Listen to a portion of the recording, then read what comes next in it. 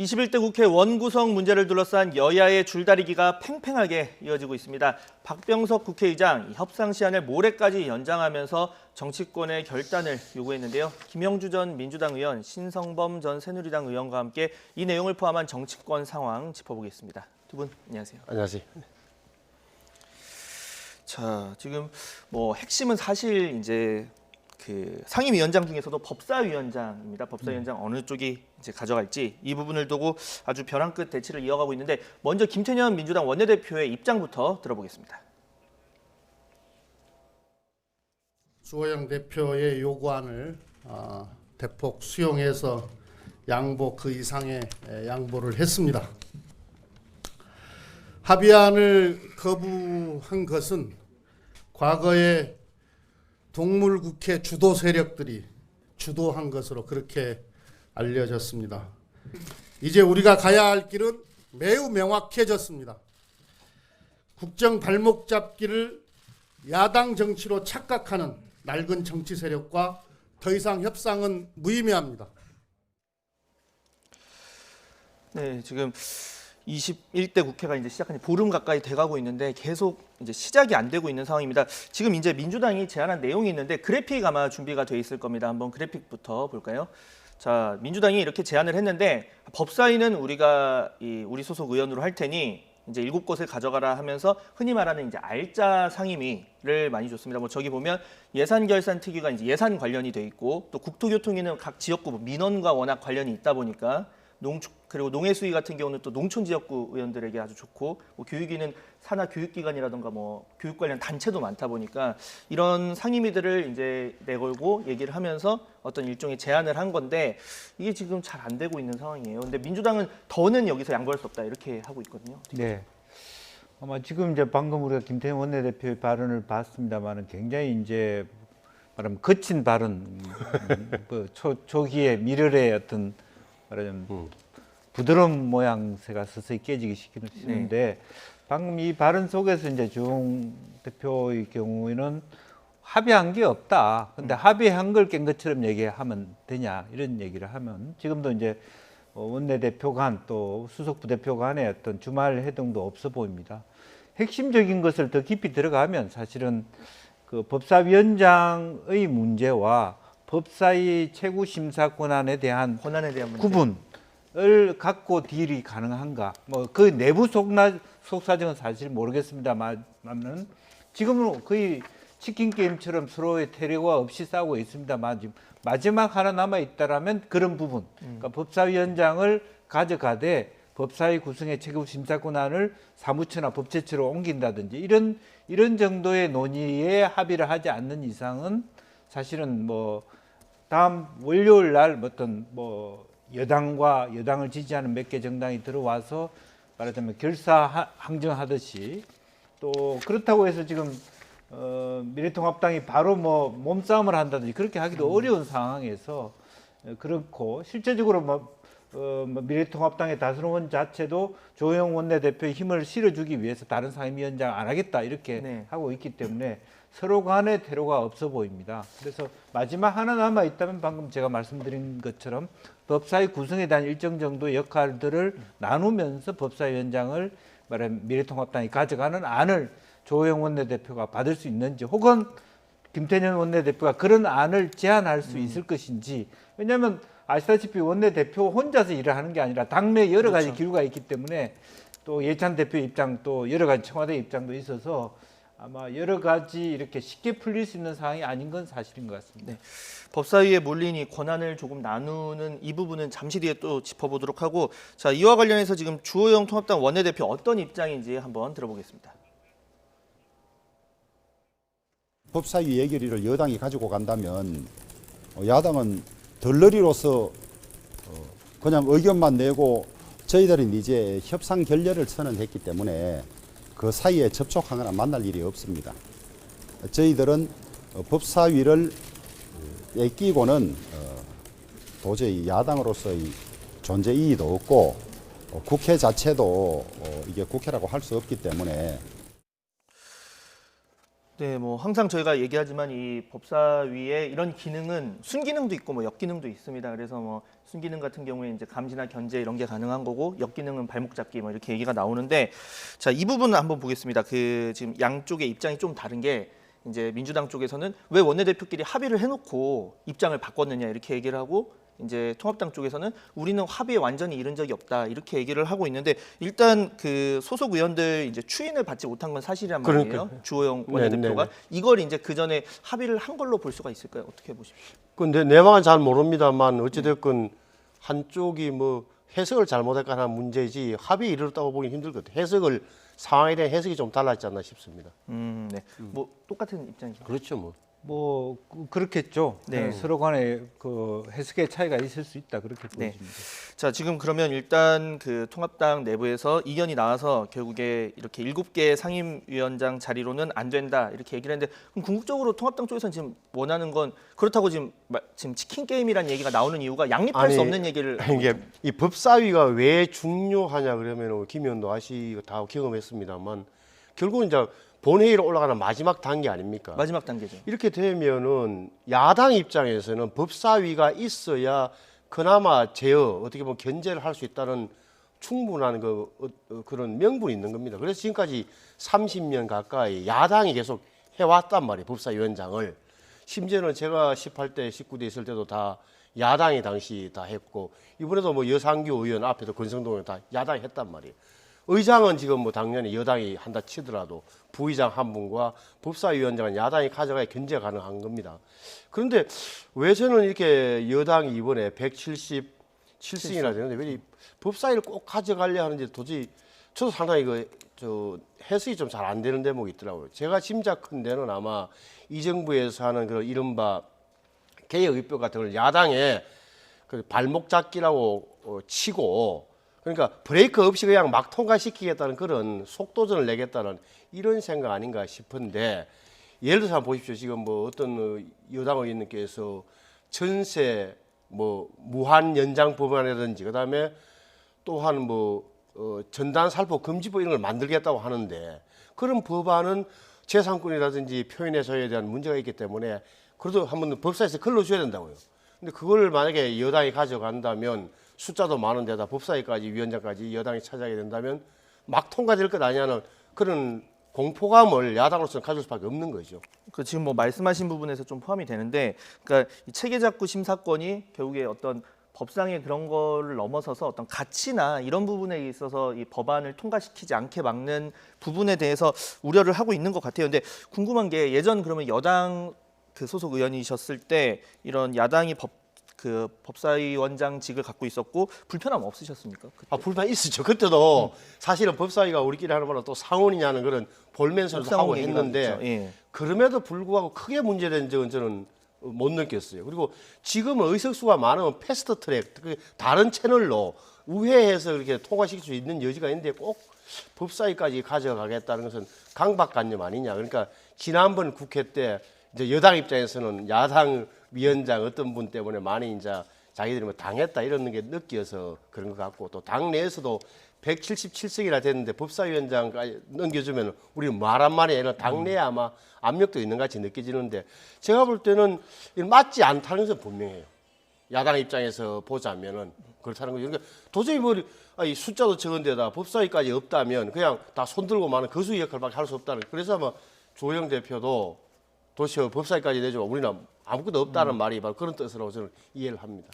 네, 그러면 아까 그 김 전 의원님께서 얘기하신 그 체계작구 심사권 분리해서 그걸 분리해서 기능을 조금 나누고 대신에 이제 법사위원장을 통합당이 한다거나 아니면 아예 법사위를 뭐 둘로 나누자 이런 얘기도 있거든요. 법제위와 사법위로 나누자 뭐 이런 얘기도 있는데 이 부분 이제 역제안이 가능할까요, 민주당 내에서?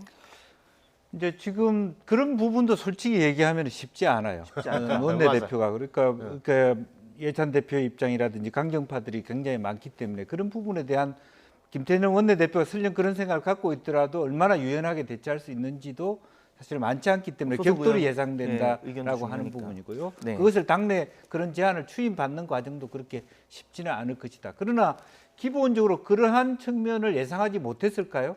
야당이 저 정도 반대를 할 것이라고 생각했기 때문에 그랬을 경우 어떤 대안이 있느냐는 고민 정도는 저는 했을 거라고 봅니다. 그냥 그대로 밀어붙이자 그게 전략일 수는 없다고 보여지고요.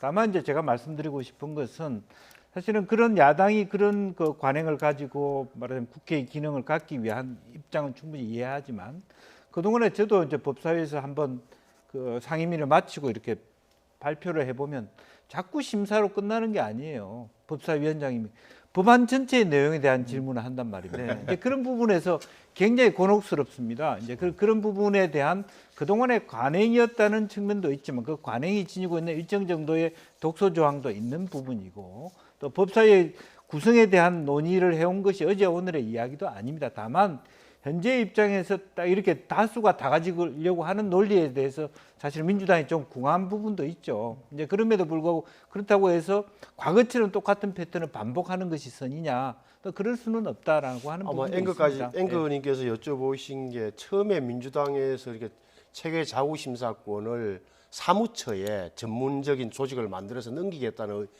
그런 제안을 했던 기억이 있는데 그게 이제 그러면 국회의원들은 뭐 하느냐? 국회의원의 법안 심사권을 이런 논리의 반박 때문에 걷어들인 것 같고 그래서 다음에 이제 우리 미래통합당에서 내놓은 게 어떻게 보면 이제 법제위와 사법위의 분리 이야기죠. 네. 법제위원회를 만들어서 자구 심사를 하도록 하고 사법위원회는 지금의 법사위처럼 법원과 검찰을 관할토록 하자는 안이었는데 여기에 대해서도 민주당이 또 반대했다고 저는 들었어요. 그러니까 지금 시점에서는 이제 15일 날 월요일 아닙니까? 3일 남았는데 요렇게 법사위를 분리해서 뭔가 새로운 협상을 하기에는 좀 늦은 감이 있고 양쪽 다 양당 모두 여기에 대해서는 흥미를 잃었다고 저는 보여지기 때문에 그 가능성 적어 보여요.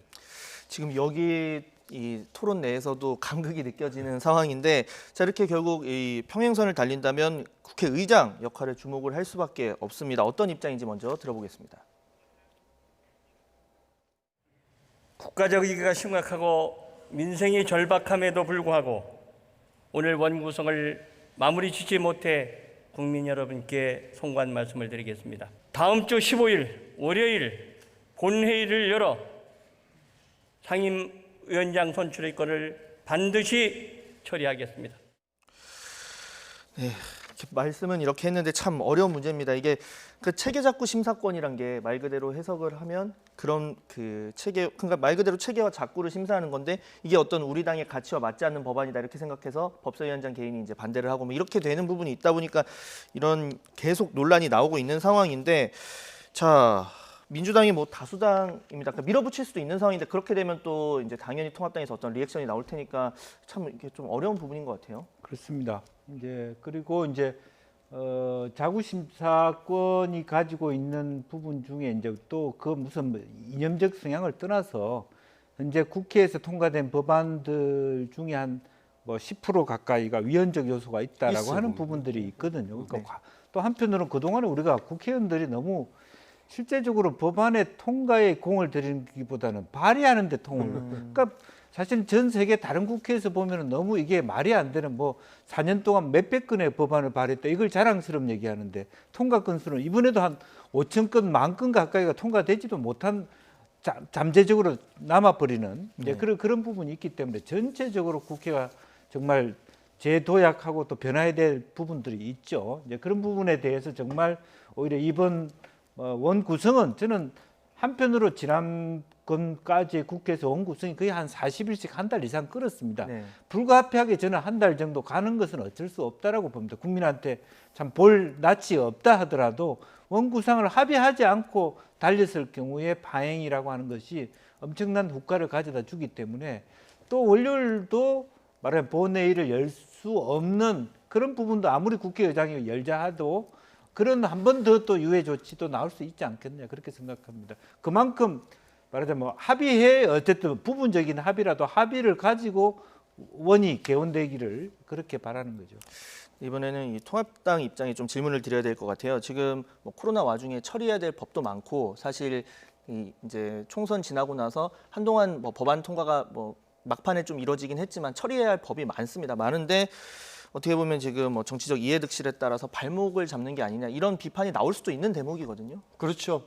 그렇지만 이제 본질적으로 거슬 수 없는 큰 원칙은 바로 견제와 균형이라는 부분이고요. 그래서 법사위가 중요하고 법사위는 이 정도 숫자라면 의석 숫자 차이가 난다면 여당 입장에서는 다른 루트 말씀드렸다시피 패스트 트랙을 통해서라도 관철시키는 통로가 있기 때문에 굳이 법사위를 가져가겠다는 것은 오랫동안 관행과 굳어진 어떤 국회법 정신을 희석시키라고 보기 때문에 야당 입장에서는 법사위를 고집하는 거고요. 다만 우리 김 의원님 말씀 잘해주셨습니다만 제가 볼 때는 이제 15일 날 월요일 날 박빙서 의장께서 사흘의 말미를 주셨는데 그럼에도 이제 야당 입장에서는 미래통합당 의원들 입장에서는 아마 제가 볼 때는 또 그 회의에 참석하기는 어려울 테고 이럴 때 그러면은 야당 의원들이 없는 상태에서 상임위 구성을 할 거냐. 예를 들어서 지금 야당 몫의 국회 부의장도 선출 안 된 상태 않습니까? 여기에 대해서는 박빙서 의장께서 굉장히 좀 고민이 크실 텐데 어쩔지 모르겠습니다. 그 미래통합당 입장에서 그 들어가서 할 일이 없잖아요. 할 수 있는 일이 없는 상황이란 말이에요. 지금은. 그렇다면은 15일 날로 지켜보되 제가 볼 때는 의장의 고민이 크고 결국은 여기에서 아마 여당 핵심, 여권 핵심부, 청와대를 포함한 여권에서 결단을 내려야 되는 것 아니냐. 여기서 밀어붙일 거냐 아니면 조금 더 한 번 더 협상의 여지를 가져볼 거냐. 저는 그렇게 종합적인 판단이 내려지고 그다음에 거기서 이제 야당 입장에서도 판단을 해야죠. 네. 어떻게 할지. 다음 주 상황을 좀 더 봐야 될 것 네. 같고요. 네, 자 주제를 좀 전환을 해보겠습니다. 지금 북한이 우리에게 이제 거친 말을 요즘 많이 하고 있죠. 이와 관련해서 이 정부가 대북 전단 살포 금지 조치를 내렸습니다. 정치권도 이 문제로 공방을 벌이고 있는데 일단 관련 발언부터 들어보시죠. 접경 지역 주민들의 생명과 안전에도 위험을 초래해 왔습니다. 반복되는 불법 행위를 이번 기회에 뿌리 뽑아야 합니다. 단호하게 대처할 대상은 애꿎은 국민이 아니고 폭언으로 한반도 긴장을 고조시키는 북한임을 정부는 직시하기 바랍니다. 반복되는 불법 행위 그리고 이 단호하게 대처할 대상은 북한이다. 이렇게 입장차가 또 큰 상황인데 이 문제에 대해서 먼저 자유롭게 두 분 의견 좀 들어봐야 될 것 같아요. 제가 네. 먼저 말씀. 예. 저는 굉장히 뭐랄까 이게 좀 정말 자존심 상한다 그럴까 이런 느낌을 굉장히 많이 받아요. 그러니까 이게 이제 발단이 된 게 김여정 제1부부장의 그 성명 하나 때문 아닙니까? 그러니까 그 성명에서 요구를 했죠. 욕을 대북 했죠. 전단 문제. 우리가 예. 심지어는 뭐 이런 말도 있더라고요. 그러니까 못 본 척하는 뭐 나쁜 말로 이렇게 용어를 써가면서 덤빕더라는 표현도 있고 한데 그 말이 떨어지기가 무섭게 국민들이 보기에는 야당이 보기에도 그렇고 청와대, 당, 정부 심지어 지방정부도 나섰지 않습니까? 청와대에서는 NSC 상임위원회를 열어서 엄정 단속한다는 말씀까지 하시고 장관에게 모여서 결론이 그거였단 말이죠. 그리고 그 여당에서는 결국 이제 그 금지법까지 만들겠다. 네. 전단 배포 금지까지 만들겠다고. 또 정부에서는 또 완전 고발도 하고 수사 의뢰하고 말이죠. 통일부에서.